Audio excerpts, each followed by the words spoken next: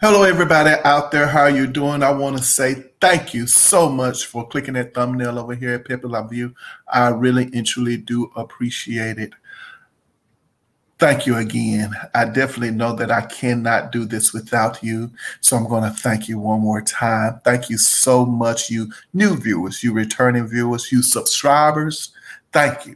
I want to say thank you again for sharing, for liking, for leaving your comments, for, having a dialogue over here. It definitely is not a monologue. I'm not just sitting here talking about, I guess some of my favorite singers, entertainers, and just throwing out information because, I want to dish out the dirt on who dropped, kicked who in these entertainment streets. Definitely not. I don't want to just do that, though. That's not my intentions at all. But anywho, also expect some subtle changes over here at Patti LaBelle. I definitely am aware that sometimes it's not going to always be perfect. It's not going to be what you envision it to be, I guess, when you first start out. You definitely have to have a vision in mind and work towards it. And eventually it will come to fruition, right? Yeah. So it is what it is. I know. I definitely love talking about my R&B divas. It is what it is. It's definitely about R&B divas over here. And I thought about it. I said, well, let me talk about some soul men.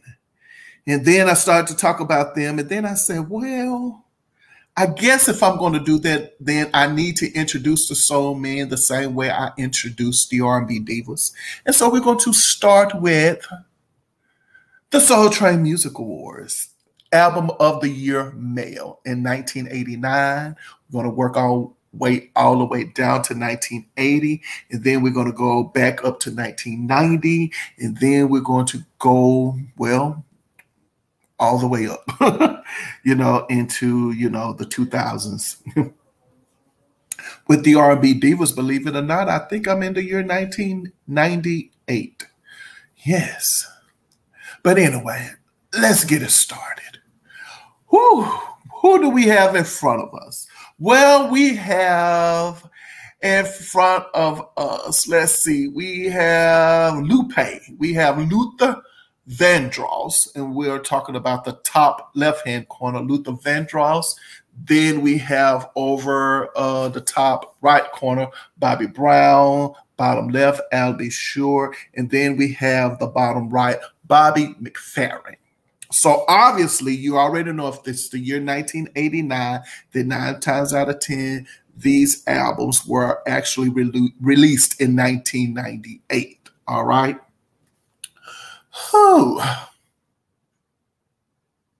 Interesting category. It's very interesting because it looks like we have, well, 2 newcomers with Albie Shore and Bobby McFerrin, right? Then we have Bobby Brown, who is definitely, he's not a newcomer, but this would be his second solo project. And then we have Luther Vandross. And oh, Lord, how many albums by now do Luther Vandross have in 88? I don't even want to call them all out. But let me think real quick. Is it maybe his 5th or 6th album? I don't know. You have Never Too Much, and I don't know if I'm having them in the right order. I'm thinking you have Never Too Much, Busybody, Forever Far Always for Love, The Night I Fell in Love, and Any Love. So this would be his 5th album. I could have missed one.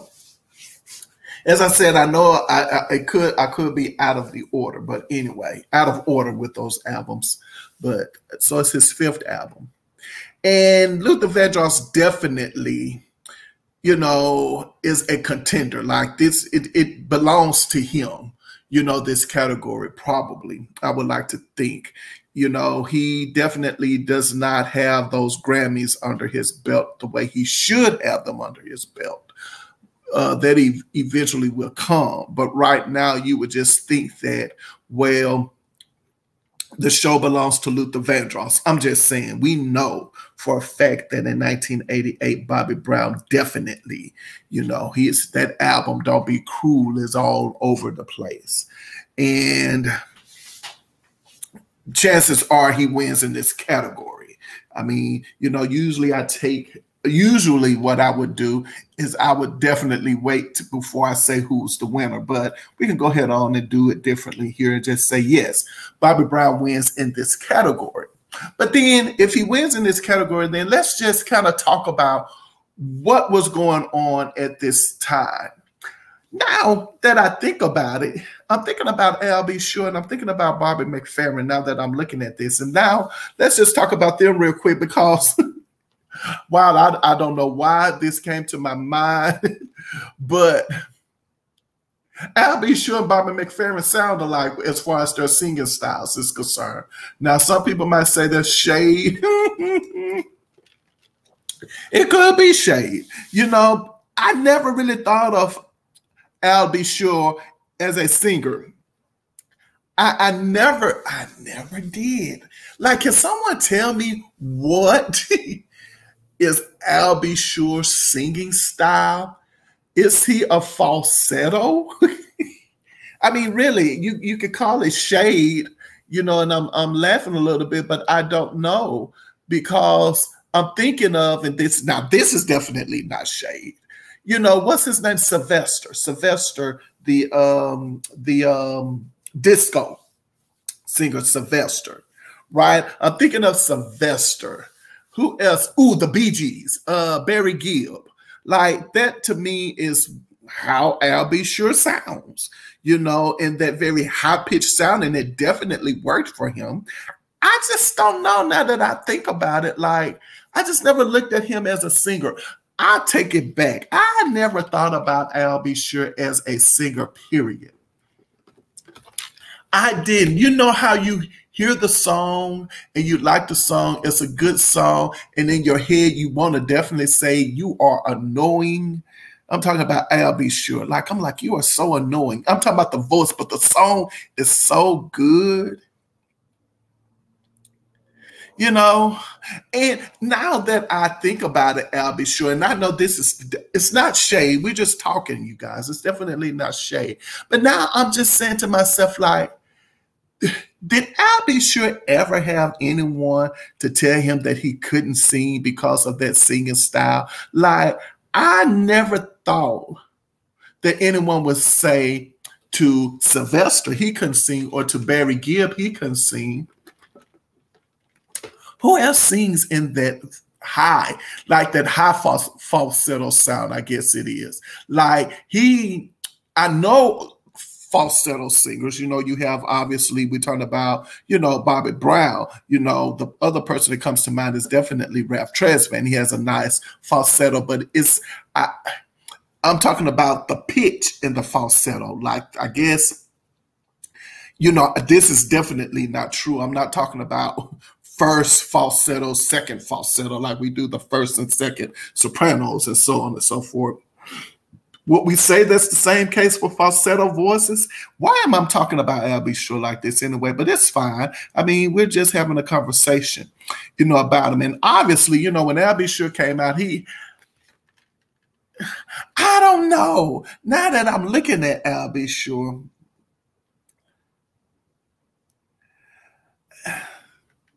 well, I'm just trying to think because I'm pretty sure he was a heartthrob, right?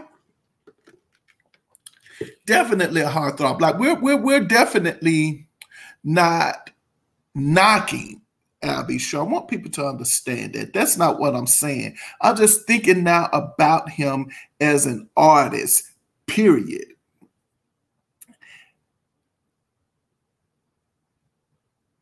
And is what we call it auto-tunes? Was he using that back then to get the sound that he had? Well, no, he couldn't have been, because then we would say the same thing for Sylvester, I guess they wouldn't have that kind of technology back then and there, you know.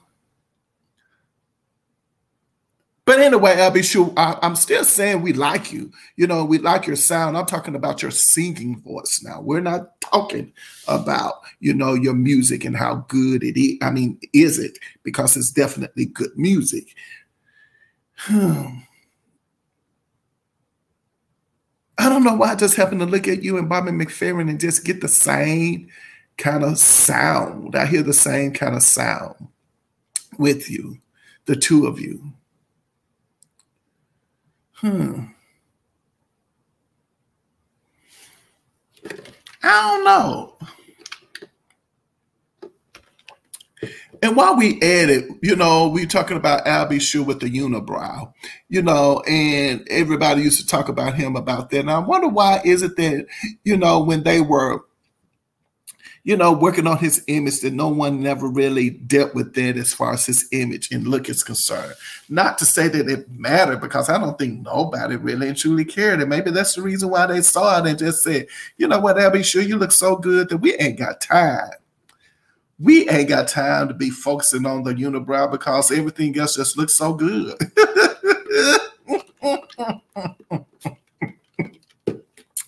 Right? Because a lot of people found, you know, Albie Sure very attractive, you know, at the time. Yeah, I don't know Albie Sure. But welcome into the category for the very first time. I think I'm going to have to come back and talk about Albie Sure. And then you have Bobby McFerrin. Let me tell you something about Bobby McFerrin. Like, when he came out, he introduced, like, Don't Worry, Be Happy definitely became a cultural phenomenon. It did. I remember this like yesterday. I cannot. Like, you cannot get Don't Worry, Be Happy out of your head. It was a really good feel-good song. And that song, it's kind of like, what's that guy named Pharrell? Because I'm Happy. And what's that other lady named Desiree? What's Desiree? You Gotta Be. Like, Bobby McFerrin's song, it just, oh my gosh, like, as I remember that being in school.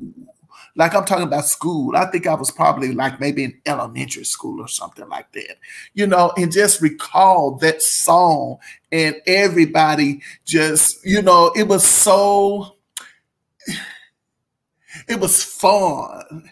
It was joyful. It was happiness, you know. And then when you find out that he's actually making that noise, like he's using his own voice to come up with those different sounds, you know, it's kind of like, wow, oh, that's what we miss so much about music. I mean, when we look, oh gosh, thank you, Lord. I don't know. You never know where I'm going with these some of these videos. But when I look at these four and the way I just talked about Albie Sure and his voice style and the way I'm thinking about Bobby McFerrin, then you got Luther Vandross up there, then you have Bobby Brown, and some people have said Bobby Brown can't sing. I'm talking about, like, even when, you know, let's just say people said he couldn't sing. But now that I'm looking at all of this, I'm saying to myself, like, but this is music. This is music. It's music. Oh my gosh, it's so full of music right now that sometimes you just got to stop and just kind of like marinate in just what we know this to be music. Oh, gosh. And this is 1988.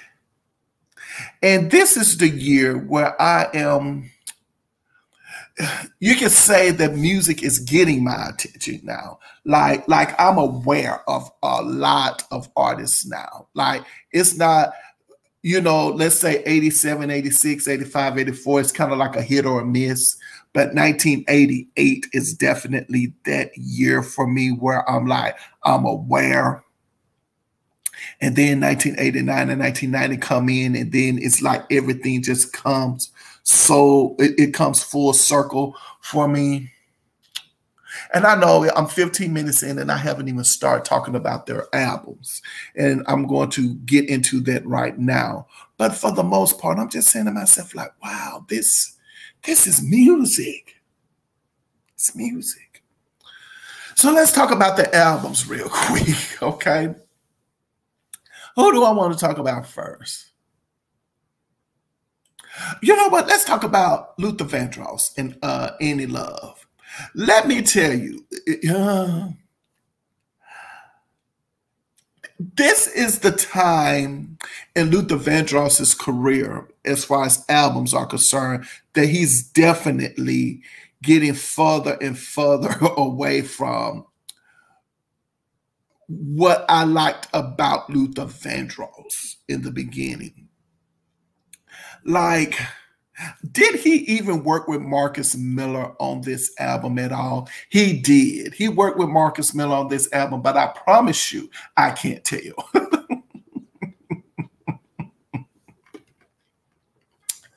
I can't tell. And there's a certain quality that is missing in this album that I got from his previous albums. Like, oh, I missed the album. Give me the reasons. Like I said, I know I missed one, but give me the reason. Like there's something missing. There's something missing. Like The Night I Fell in Love, Busybody, Forever For Always For Love. Like, we're missing something with Luther Vandross. You see, and in this album. And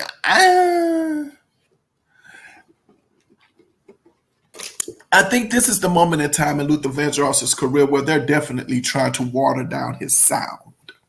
He was very soulful in the beginning to me, and now he's definitely watering down the sound, making it less soulful and more popish. It's what it is. We don't, begrudge him at all for doing that. But you're missing a particular quality in the music. And that's the part that I don't like. I miss that very soulful sound. Ooh, and need I say maybe jazz? I would like to think he has like a jazzy sound as well. Oh, it's not Marcus Miller who I'm talking about. Now that I thought about jazz, it's Nat Adderley. Right? Didn't Nat Adderley produce some songs for him too? I know he showed up. Maybe he didn't. But maybe that's when Nat Adderley. Well, all we have to do is just check and see sometimes, don't we? Let's just see if, let's see. And I might be, well, he's still on the album. I don't know. Well, it's still missing a certain quality. We don't have to harp on that any longer. I don't necessarily have a favorite song on this album. I don't. If I don't have a favorite song on this album, a must-have song. And I think it's because I love Luther Vandross when he and his background singers are singing together. It's to me, I can't think of any other terminology to use. I would call it what we would call in the church, the call and response. It's kind of like Luther Vandross and his background singers are singing to each other, right? And they definitely love that courtship in the music, that back and forth that they're doing together. I love when an artist and the background singers do that. Oh, I love it. I love it so much. And I miss it in this on this particular album. He loses me after this album.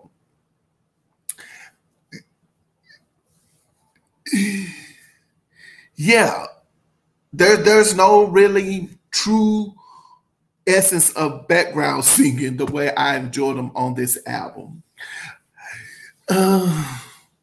Yeah. We can move on. Sorry, y'all. I'm sorry. We can move on from this one. And so the next person who I want to talk about is, we could say Bobby Brown for last. We definitely can, because he is the winner in this category. So we could save him for last. And let's go to Al B. Sure. You know what? I didn't have this album, do I? I don't have this album. I never did. My aunt, who introduced me to some musicians and some singers, and when she does, I'm hooked. And she didn't introduce me to Al B. Sure, believe it or not. I heard him on the radio, you know, and I like Night and Day. I think everybody loved Night and Day, and it was just a very good song. But I know that my aunt definitely loves Al B. Sure. And I just like the lead singles, you know, Night and Day, Killing Me Softly, Rescue Me, and Off on Your Own Girl. Now, if I had a favorite song by Al B. Sure, it would definitely be Rescue Me on the album. I love Rescue Me. I just do. I'm not quite sure why. I think it's the track, it's the music itself that I like, the rhythm, the pace of it. And did pretty well for himself, because he definitely went to like double platinum status and racked up a set of #1 singles. So he did pretty well for himself, you know. Yeah.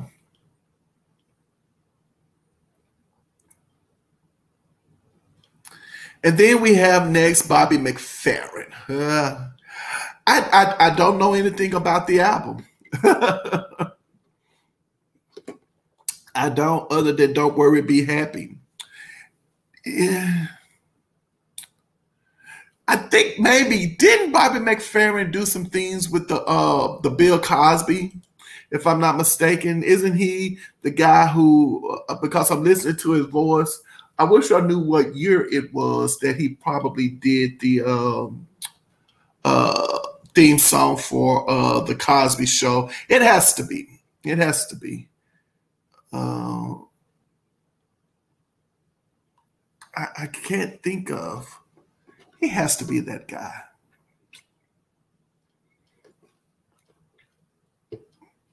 Right?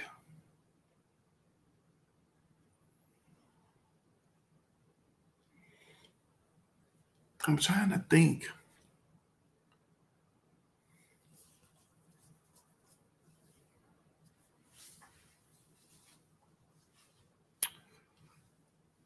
I'm sorry, I'm looking up something as I'm talking, you guys. I'm trying to see, was he the guy who did the Cosby Show? I want to say he did. Yes, I finally found it. Season 4, I knew it. I just couldn't give you the right one. So he did. Yes, I thought so. He did season 4 of the Cosby Show. So you guys, if you're not familiar with, you know, that particular season, then check out the season 4 of the Cosby Show. You know, very, very, I mean, I love, like, of all, well, I like 2 of the theme songs. Definitely when Bobby McFerrin did it. And then there's another one that I like, theme song. Maybe I'll talk about that later. But anyway, moving right along. So as I said, I don't have Bobby McFerrin, don't know much about him. I just know when he did burst onto the scene, he did. and we enjoyed him. And I would like to think that he became maybe like the next Al Jarreau in the jazz community, and he ruled, if you will, that genre of music when he came out. You know, that's what I would like to think. I would like to think that someone like a Bobby McFerrin definitely had a lot of opportunities presented to him, and when that maybe if you are not in that jazz circle, you probably wouldn't know about. But I would like to think that he's probably had an illustrious career for the time being when he did come out, not knowing what he did too much afterwards, not sure. But I'm pretty sure he had a good run. And when he did come out in 1988, it probably wasn't his first album. It probably wasn't, you know. But anywho, it is what it is. Moving right along, we moving into Bobby B. The Don't Be Cruel album, I'm here to tell you, I might talk about this later, but I will say this. As I'm coming to a close with this, because I try to keep them down to 30 minutes. It really doesn't matter where I am in the conversation. I try to end it at 30 minutes. But I will say this when it comes to all of the productions of LA and Babyface. I don't care what anyone says. I know people are probably going to look at me and go like, huh? To me, it's the same track. It's the same track. It's the same track that they give from one artist to the next artist. It's the same track. I think people don't necessarily want to say it. But back then, it was the same song. The Lover in Me, LA and Babyface, is the same track that they gave to The Whispers with Rocksteady, which is the same track they gave to Karen White for Secret Rendezvous, which is the same track that they gave Bobby Brown. Do you understand what I'm saying with Don't Be Cruel? I'm sorry, it's the same track. You know, say what you want to say. You know, it's the same track. Sorry, but that's just how I feel. Shoot. And I think the thing that sets them apart, LA and Babyface, when it came to their productions in 1988, this is just my opinion. It's my opinion. I'm not quite sure who's the lyricist, like who writes the music. But whoever writes the music, I'm talking about the words, the lyrics. I mean, that whoever that is in that group, I'm here to tell you is a very clever individual, because that particular person can tell a story. I love the way whoever it is in the LA and Babyface team and Darryl Simmons, whoever you are that's writing, and if you guys are writing together, I'm here to tell you, your storytelling is probably one of my favorites. Like, you and Luther Vandross can definitely tell a story, and I definitely get it from the start to the finish of that song. My hat's off to you guys for doing that. But the Don't Be Cruel album definitely is a keeper. Unfortunately, the songs that were released are the best songs on the album. I like the song I'll Be Good to You. I like that one. But for the most part, I'm sorry, I don't mean to laugh about it, but I mean, it is like the songs that were released. So, you know, it's what it is. Like, Don't Be Cruel, My Prerogative, Run and Rock with You in Every Little Step. Like, they were the best. They were the best of the best of the best of the album. I mean, it's the album, you know. It's just what it is. So congratulations to Bobby Brown for taking home the win for the Best R&B Urban Contemporary Album of the Year male. Yes, we will talk about more of these guys. I hope that you found this video to your liking. Yeah, so tell me what you think, you know. And also over here as I'm closing, remember that